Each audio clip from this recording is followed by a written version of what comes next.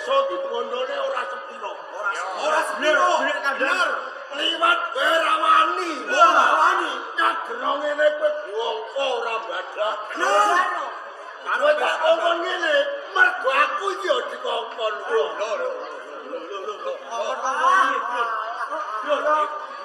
Piye iki? Kok malah kongkon ngene. Lah iya. Sing wani ngongkong kakang mono iki sapa? Bener. Iya ta ora? Sing nganti wani ngongkon Surawana iso. Lah, sing aku kalahku karo wong siji to. Sapa kalahku karo duwe.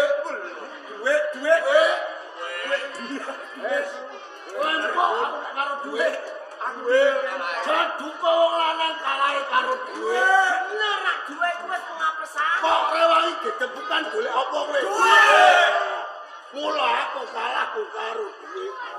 Aku dikongkon wong sing duwe duwe. Wong Kutaraja. Saka kraton Kandes. Jenenge Jeng Pangeran Grawangsa.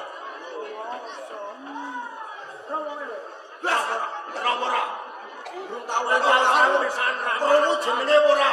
Durung tau. Iki dina ameh tumeka ning alas jati peteng.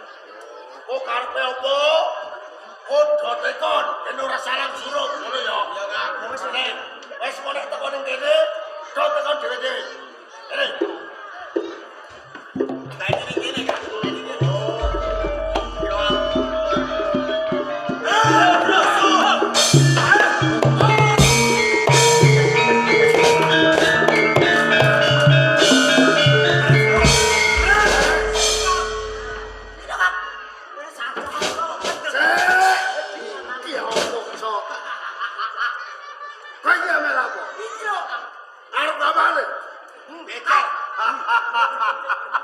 Tenan.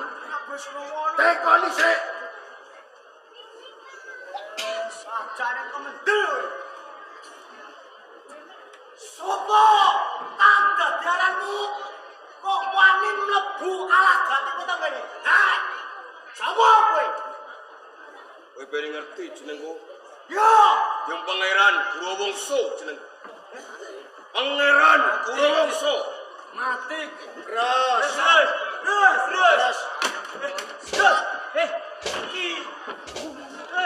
Iki lho, ora ana wonge. Iki, ora kajan. Ayo. Ye.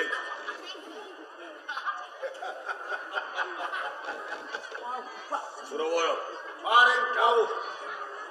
Reka semono kowe tak perintah kang supaya ngumpulake nom-noman kang begladi apa kabeh mau sebut tindake. Sedaya dawe Jeng Pangeran. Mari kedah kula nglumpukke nom-noman. Pun tak gladi, tak ajari gelut. Pun tak kai ilmu sing anti batok, anti bedil, anti wedok. Kabeh iki mu warai. Ora ana sing anti kabeh. Kan iki bocah-bocah iki. Tak aja anti kabeh ha. Siji diliwati ya. Ning aku durung percaya. Pripun? Yen nggon mengladi yatos sing balongkan deling kulit. Yen aku ora mbuktekake durung percaya babar pisan. Niku lurus. Kisane pitados niku nek pun dijajal. Cara wong mangan ki enak orane, bener lan orane niku nek pun dijajal. Ah, iki. Yo, mang jajal, pilih. Kak, sini Kak. Dan wong ngarep napa komburi monggo kersa jenengan. Saka ngarep monggo.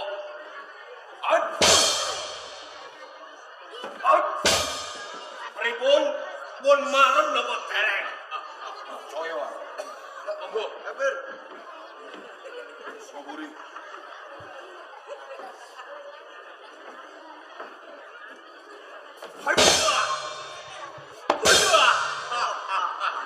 Pripun? Yo gantian. Coba jenengan ketok rambut kula.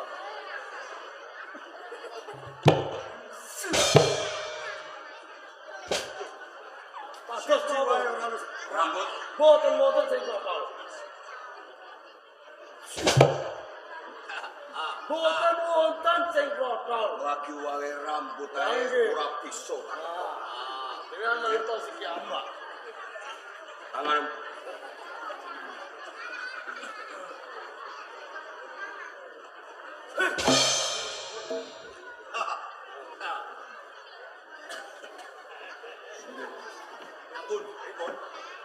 Kenapa? Lengok. Kenapa? isih kurang siji. Sampun. Sinten? Wong nyempluk cendek wetenge rada gedhe. Ndi yo? Sotron. Mulai. Ron. Masa kaya bos. Ron.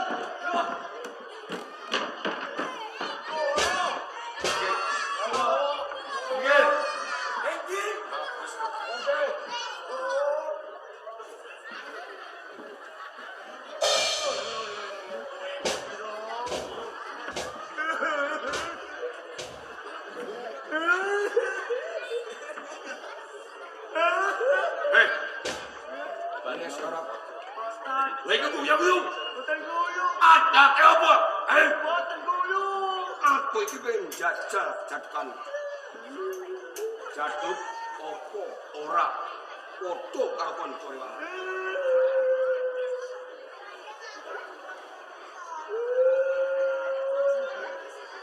Hei. Suruh.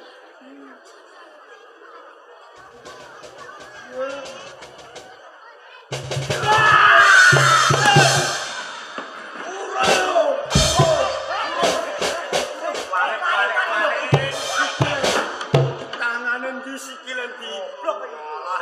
Tangan iki lho. Padha deket. Padha, Pak, padha.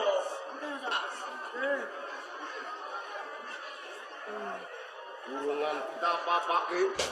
Lah kok semaput. Dari wau. Durung. Ya. Turung. Kabeh tak jopo. Tangan geger, weteng, rambut. Siji sing durung. Napa? Lah, iku lho. Niki. Sekali. Sekali. Wah, ayo. Bismillahirrahmanirrahim.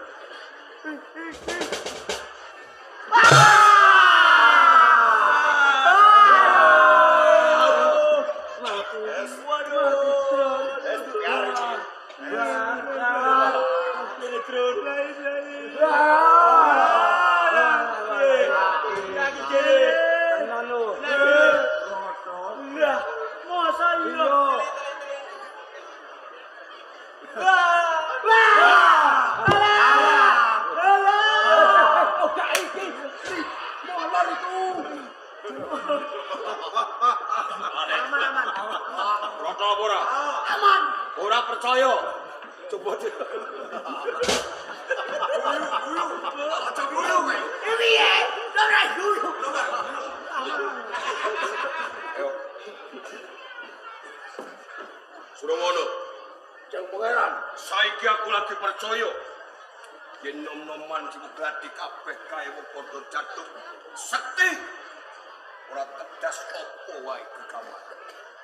Jane sing dikokarepke niki lho. Yo kene nganti aku perintah kawan kowe kabeh. Mergo aku duwe panjangka. Panjangkaku kepengin dadi ratu ana ing Kraton Tanis. Sambungane kalih kula sak kanca. Lajeng napa? Yo ono sambungane. Mergo Kang Mas Gendro Sekti iki yuswane wis yuswa sepuh. Ateges sekelok meneh bakal ngitir ke Babon. Kamangka Kang Mas Prabu Gendro Sekti iki duweni putra. Mengko yen nglereke ora tiba ning aku dadi ratu. Kowe kabeh supaya gawe geger ana ing Kraton Tanis. Cetane jeng pangeran ngongkon kula sak kanca. Niki Kendrewangi ndadekke ratu.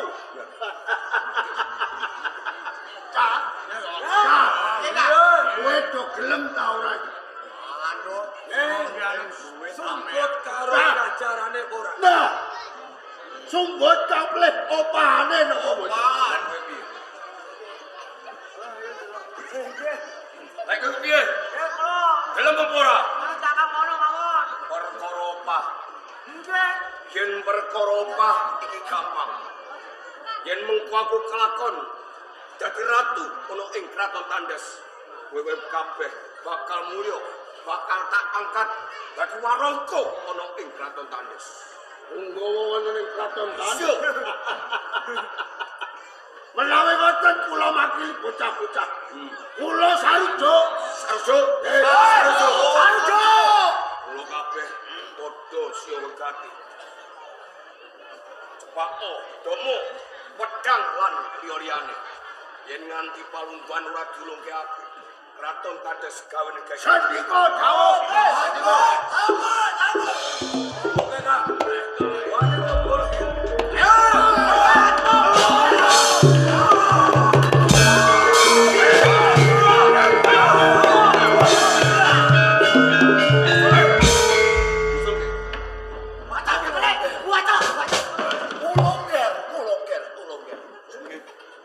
Sinten menika? Surwono. Ojo nganti bocah mekai makone lawan iki. Lajeng sinten iki? Iki muno abdi kinasihku. Kowe ben ngerti tetep wandi. Apa aran wani mlebu alas jati peteng? Yo. Kita pongge. Yen pancen kowe ora ngerti karo aku tumunggung guna pangreka. Pangreka Abdi dalem ing kasatriyan Kraton Tandes. abdi kinasih jeung pangeran. Wah, sing gedhe pangapuramu. Teges aku mitrane jeung pangeran. Aku wonge jeung pangeran. Ya senadyan to aku urung nate sawung karo kowe. Nen aku gawa setireng pawanto.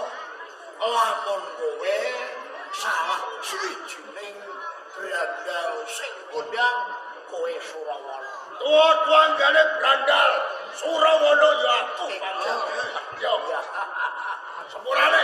Ya. Temenggung guna pangrek. Dawuh. Yo kene kowe. Temeko ana alas kake. Nggih. Mengko kawit kan apa? Kepareng kula badhe matur. Anggen kula goleki panjenengan wonten paribasan munggah gunung mudhun jurang ri kebon lupa Yo. nembe kepanggih. Sasampunipun kula kepanggih kalih sampeyan. Kula badhe ngaturi kabar kalih panjenengan. Panjangka panjenengan pengen dadi ratu wonten ing kraton Tandes. Gagal. Ngono sih. Nggih, Guna pangrek. dawuh. Aku iki kadang ratu. Nggih. Lain cari kawit bawan. Kang jemeng ratu kang pantes iki aku. Yo Mestinipun panjenengan ning katuran pirsa sasampunipun Prabu Gendera Sekti lereh saking keprabon mestine ingkang nampi giliran dados ratu panjenengan Iya. ning boten Jur yen ora aku iki sapa? katuran pirsa ingkang badhe dipun wini sudha dados ratu wonten ing kraton Tandes putra pulunan panjenengan piyambak putri Purbaretna. Ordo.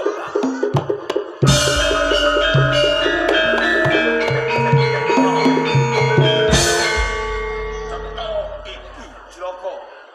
Yen nganti pulunanku Purbaretna dadi ratu ana ing kraton Tandes. Boten trima cilaka. Niki sing salah sing tuwa. Iso. Sing salah Prabu Gendera Sekti. Dan Cinde dan Siladyan.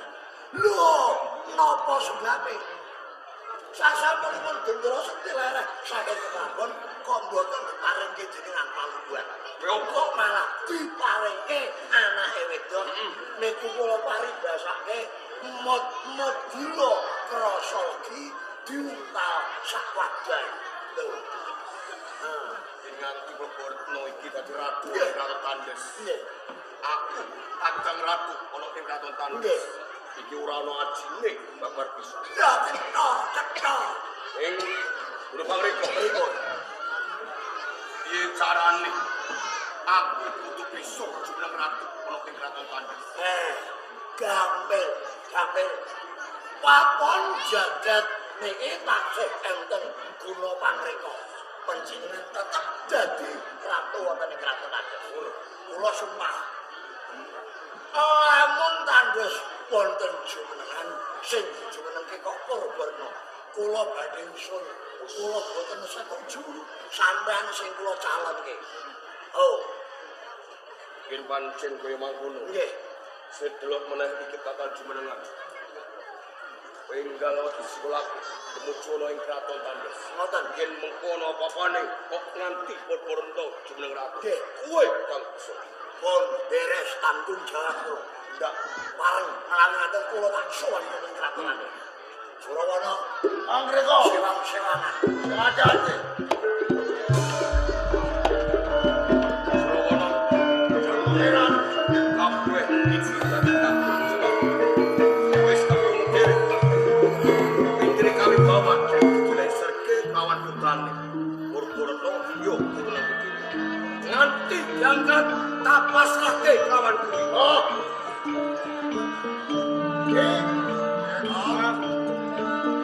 Wis krungu dhewe. Calone ana loro. Mestine ana sing dadi ana sing ora dadi. Awak dhewe milih omah. Ayo dhewe iki geger ring Tandes. Elekan.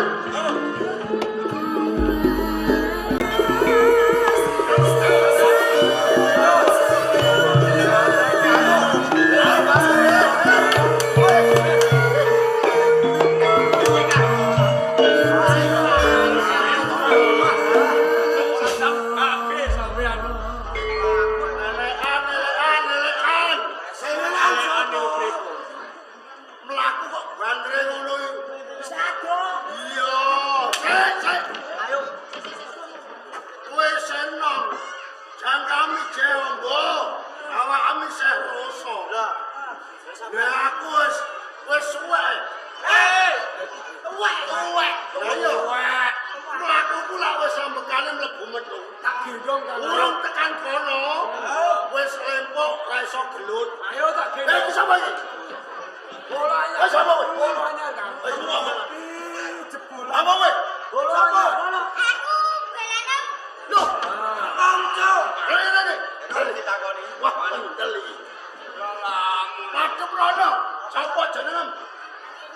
Bater kok akeh. Anakmu. Bater. Madhep rono. Woi, hoi. Wani tenan kowe. Wani gelut. Wani mati. Ojo sik janji. Aja. Sekon enak jajan jembras mati. Kowe wani tenan. Melok numpak gajah.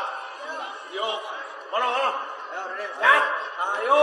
jatuh. Tak gendong. Ojo. ya kepiye? Gajah tokno. Kowe numpak gajah. Tak cilik-cilik sing numpak gajah do pindah. Ini. Aja segede ra kuat. Ayo, siapa kene? Kau para Raja Jatipata. Yo Komakaryo. Setia Sanjata. Lumaksana gitu. Tatya.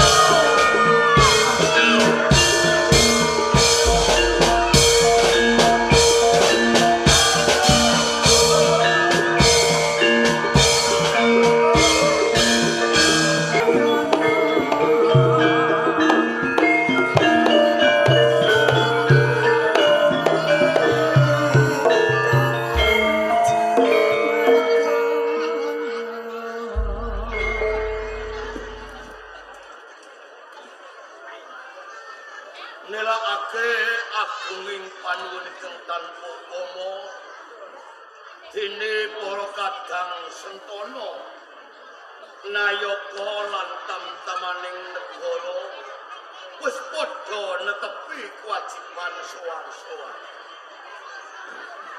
Nini Purbarna winantu ing Basuki sowanira.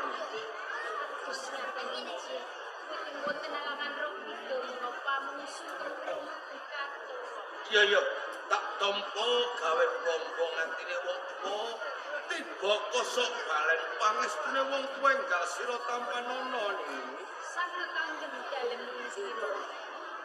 Sawentara penak diangkon nunggu. Ini bocah ayu Purbawati. Dawuh tinimbalan dalem. Kang sira nderekake sowan ngabiyantara kepriye kang dadi kewajibanira niki. Para matur menawi lepat nyuwun agung sanget sami. Iya. Nanging saderengipun matur, kula badhe ngaturaken sungkem pangabekti dipun Tak jero. tampa. Duh Rama, sedaya kewajiban kula menika sampun rampung sedaya. Menawi panjenengan menika badhe niti pirsa, kula kinten boten badhe kuciwa kok Rama. Ayu tenan yen koyo ngono.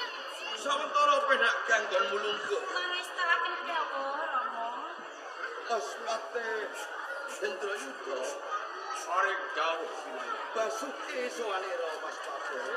pangestunipun Sirun Prabu Resti kawis ing sambikala boten katalupen ngaturaken sungkem kula. Iya, tak tampa raliwat puja asline ingsun ninggal sira tampanana. Kakapun niku dadosaken jimat Sawentara penak ganggon mulungguh. ngestoaken dawuh. Pangreka Dawuh timbalan saudara. becik sowanmu pangreka. Kalis ing sarana sungkem pangabekti kula kunjuk saudara. Iya wis tak tampa. Iki ngene. Sagum para nayaka Sentana lan tam-tamaning negara. Mula ing dina pisuwanan kang agung iki ingsun ratu ana ing tandes arsa medhar sabda kang sabda kuwi ana sesambungane lawan kraton tandes. Ingsun wis tresna sepuh wis pikun anggon kunembat pradata mulai kene ingsun arsa lereh keprabon kepengin jumenengake ratu anyar ana ing kraton tandes. Munggo pinemune Mas Patih Dendrayuda kepriye? Dosa kula. Alapunten sadayapun sinuwun. Nai Sirun Prabu Gendresti badhe lengser keprabon. Menapa mboten mesakaken kawula sinuwun? Dasare Boten ketang Sirun Prabu Yusma sampun sepuh. Ing kula gadhahi kapitalan sedaya para kawula pinggahipun para tunggane negari sami setya bekti. Kalian Sirun Prabu Gendresti. ya aku uga seneng bareng midhangake aturmu nanging negara yen to sing lungguh minangka Naradipa iki wis tuwa kuwi bakal kurang wibawa mundak mengko diguyu dening kawula ya sing gedhe pangapuramu Mas Patih aturmu ora tak gahan ya aja ngono Boten. sawetara lungguh pangreka Dawuh timbalan dalem. pinemumu kaya kepriye Kepareng njatur dumateng saudara. iya Menawi wonten tumpang sopipun atur kula nyuwun lobelipun samudra ing pangaksami. kaya ngono ya Nadyan to kula menika namung abdi wonten ngandhap panggenan kula. Sasampunipun kula mireng wecanipun dalu-dalu. Bilih badhe lengser saking dampar keprabot wonten ing kraton Tandes. Arsa mini sudo salah setunggalipun calon ratu wonten ing kraton Tandes. Menawi saking pamanggih kula kula sarujuk. Oh, sarujuk. Nggih, arep menapa? Syukur menawi panjenengan dalem ngrumaosi bilih sampun yuswa sepuh. Menawi panjenengan dalem kelantur-lantur kedlarung-dlarung anggenipun madhet nara duka nesui kawuling tanus. Monggo sampun yuswa sepuh. Lajeng keraton Tandus menapa saged tegesipun maju ngaten. Mila ninjang menapa anggen panjenengan lengser saking jamparing kebon lan sinten ingkang badhe panjenengan calonaken ratu wonten ngarep. Menika leresinipun Mas menawi Sinuwun Prabu kadreng badhe larat prapon tegesipun badhe wonten ratu ingkang ora sinten tetapi sinapa jeneng ratu wonten ing kraton Tandus. Putraning sun loro cacahe mijil panto kabeh. Kang bakal tak lintiri dewa keprabon ana ing kraton Tandus ora liya putraku sing pembayun Purbaretna.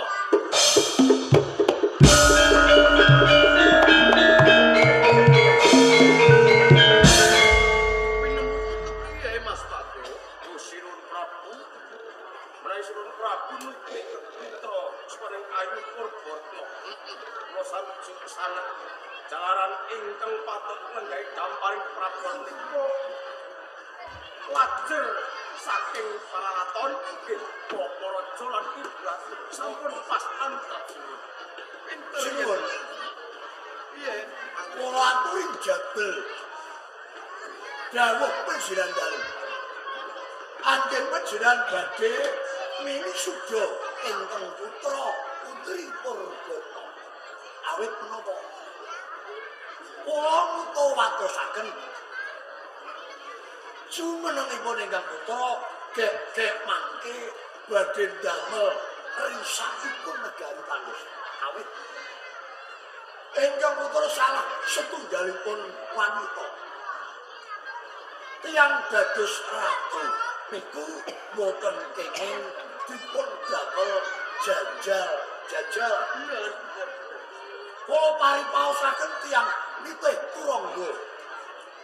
Sisip sembire anggenipun ngalisi.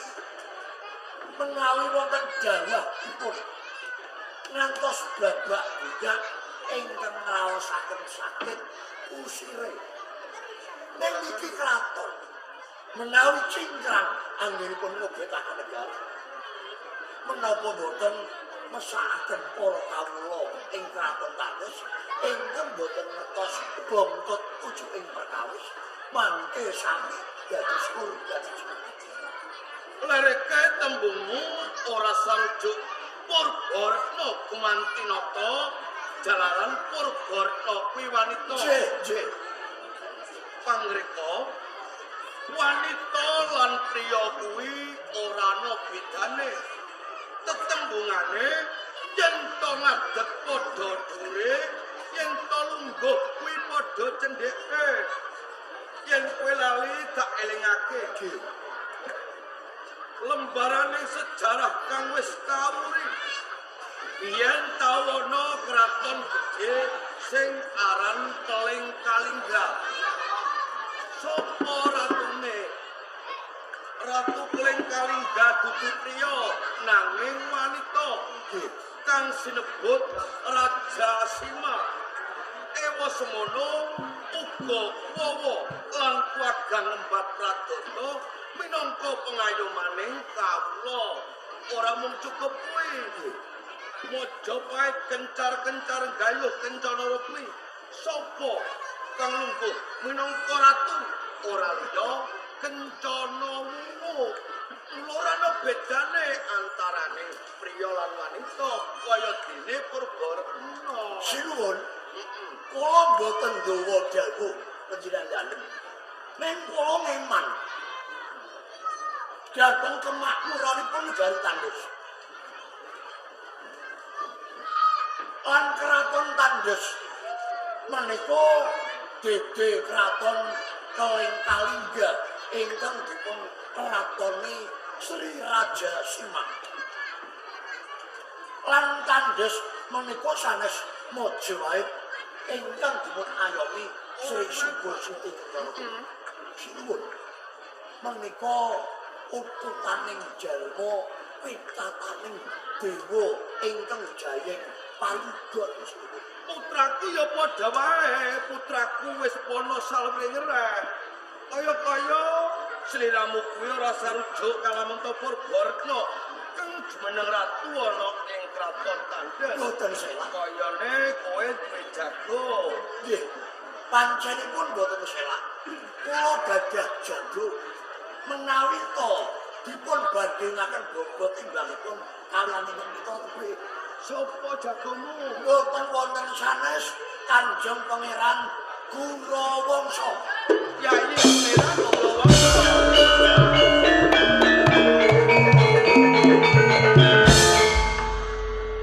Kowe iki yen mikir iki nganggo bathok apa nganggo dengkul? Nggih nganggo bathok. Kowe iki ono salwengere. Toto kapragan wis ngerti. Sapa Gurawangsa kae? Kok tonyol-tonyolke? Nuwun sewu. Lha niku ngotaken sedaya. Awake niku putri. Wadon karo priya wis ora ana bedane.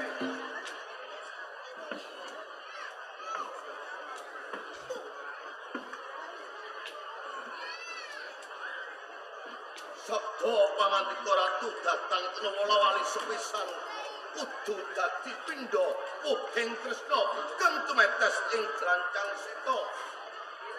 Ingsun panguwasa tunggal anetepake Purbaretna kinarya ratu ana ing kraton Tandes mula kene. Kabeh Sagunayaka Sentana lan Tapanegara bakal tak suni. Timbangan uga Pak Suni pasiksen yen to Purbaretna kang bakal ingsun winisuda minangka ratu.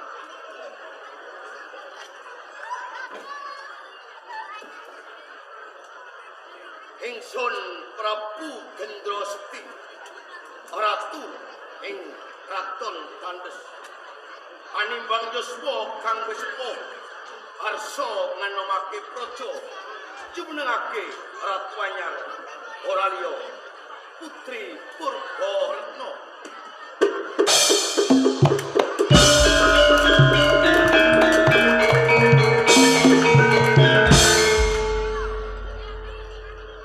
Purbaretna morake lungguh dampar meson danune. Kabeh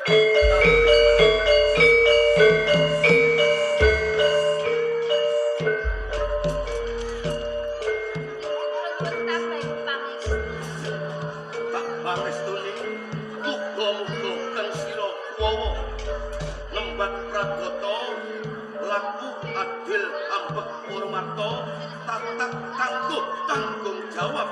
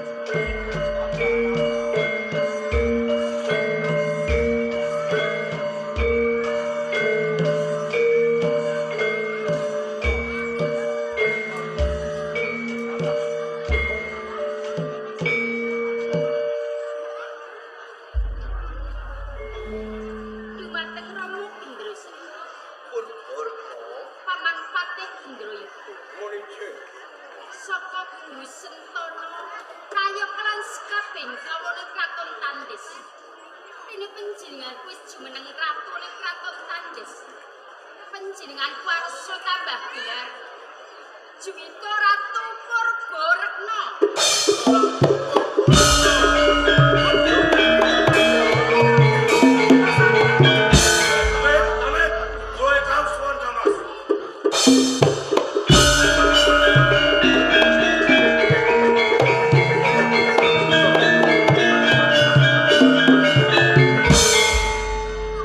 Guru cuwanira kula wangsa. Nyuwun pangapunten saderengipun. Kim napa ngantos wan kula menika randhat awit tasih wonten kedamelan ingkang dereng saged kula rampungaken. Oh ngono ya. Nanging Kamus saderengipun kula menika minggah wonten pendapi Kraton Tandes. Kula menika mireng jumleguripun mriyem kaping 3 surak gemuruh ambata rupa. Napa Wilisukdan Calon Ratu sampun kawiwitan? Wis Yai. Lajeng sinten ingkang kapiji? Purbaretna. Purbaretna.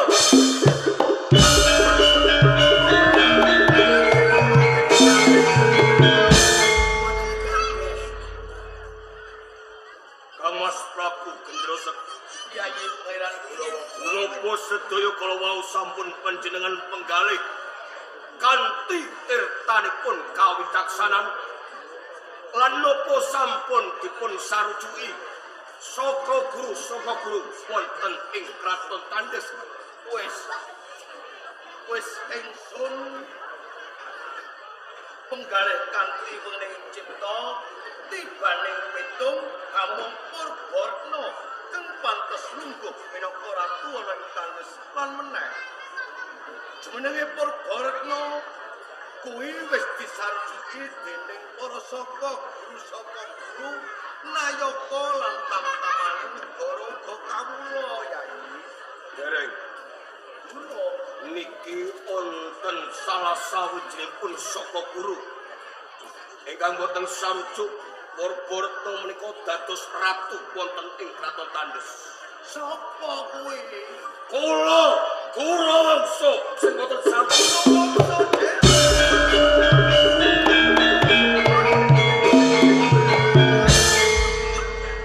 Yai pangeran Wangsa. Nggih, Apa ora salah anggonmu matur mirsani Kang Masmu? mboten Kamas. Kok ya kowe iki gelem mulat sarira kang rasa wani. Sapa to Wangsa kuwi? Senajan to putra ana ing Kraton Tandes, padha-padha putraning Rama Swargi Gendrayana. Nang kowe kudu eling, kowe iki miyos saka garwa ampil utawa garwa selir. Mongko adab kang lumaku cukup nglawan Sara silah para raton kang wis lumaku. Sapa kang menang lungguh dampar keprabon kuwi kudu miyos saka Bapa Raja Patukan kawan Prameswari Yai. Kang Mas Prabu Gendrosekti. Yen ngaten panjenengan menika nggubaraken perkawis sisilah para raton. Bener to? Lajeng sisilah para raton menika ingkang damel sinten? Sing gawe ya menungso. Yen sisilah para raton menika ingkang damel menungso menika saged dipun ewa-ewahi nggih menungso piyambak. Sing gawe menungso sing menang wae ya menungso. Nggih. Ya bener to. Ya. Pun kakang kepojo ing kahanan lan kepepeting swasana. Ya. Padha-padha putra Nalendra ana ing Kraton Tandes. Kowe uga duwe hak, kowe uga duwe wenang. Nggih. Kawibawan ana ing Kraton Tandes. Nanging yen to nyuwunmu kelawan aku salah. Jalaran pun kakang saiki wis ora dadi ratu. Pun kakang saiki wis dongkol. Yen kowe kepengin dadi ratu, ya njaluk kelawan sing darbe Kraton Tandes. Ora yo Purbaretna kapulunganmu. Kunan kula piyambak. Purbaretna Paman Guru Wangsa. padha-padha duwe hak waris ana ing Kraton Tandes. Ora pantes wewawaan warita jumeneng ratu ana ing Kraton Tandes. Kang pantes jumeneng ratu iki yo aku Guru Wangsa. Rasa kuwi dampar maisun danu ana ing Kraton Tandes tak jaluk Purbaretna. Paman Guru Wangsa. Purbaretna kuwi Gampil saged ngendika pensinan badhe nyuwun gampar maison dari wonten Kraton Tandes. Anggen angin kalau jumeneng ratu ing Kraton Tandis dipun sekunyung dipun sarujuk sedaya kawula wonten ing Kraton Tandis. Paman, kedhok witut mustikaning Janaloka. Panguasane ratu tanpa winates. Salah bisa bener, bener bisa salah, kabeh panguasane ratu. Marang sekabeh sentana nayo kalan tamtamane praja ning Kraton Tandis. Marang sapa wae kang engkono rasa rujuk panjenengan jumeneng ratu ning Kraton Tandis bisa ninggalake Kraton Tandis.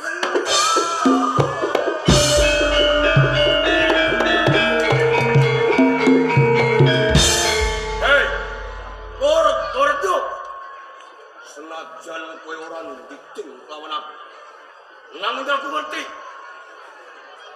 Saiki wis jumeneng ratu ana ing Kraton Tandis.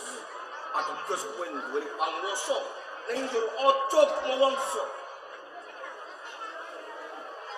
Jumeneng. Kowe dadi pengayoman ana ing Kraton Tandis. Aja mung gawe sak meneng marang kawula ana ing Kraton Tandis. Musuh yen cetha Kraton Tandis dirakoni marang wong wadon kaya kowe, Kraton Tandis tak gawe geger.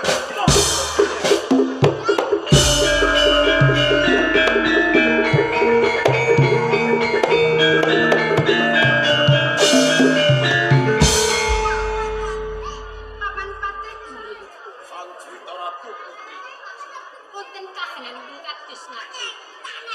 Sedaya masa burung kula pasrahaken dhumateng panjenengan. ampun sebelang Sang Cerita Putri, aturan lenggah sing krangsa tumpang, kula badhe ngadepi barang krangsa. Kados ngaten inggih, Pak. Keparang kula nyuwun pamit. Prajurit, ayo.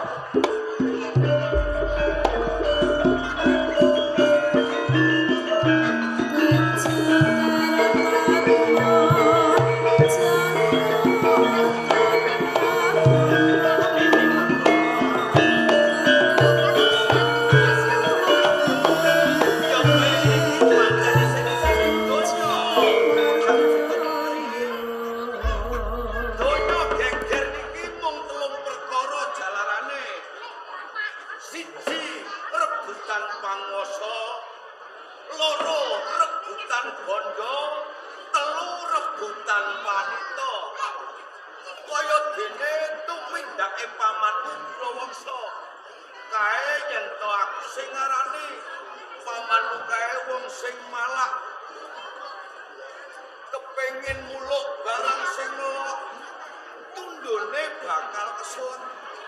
Mula ya no, sing tatak tangguh anggon-anggon ngembat praja aku ora bakal wisuh asta. Aku tak angripih lawan pamanmu sapa ngerti bisa leleh atine. Kados ngaten inggih. Nanging ingkang sugih pangantos Purwawati yo disuwapi ninggalin Mbak Ayumu yen ngaten nak. inggih. Wis pompo pamit ya.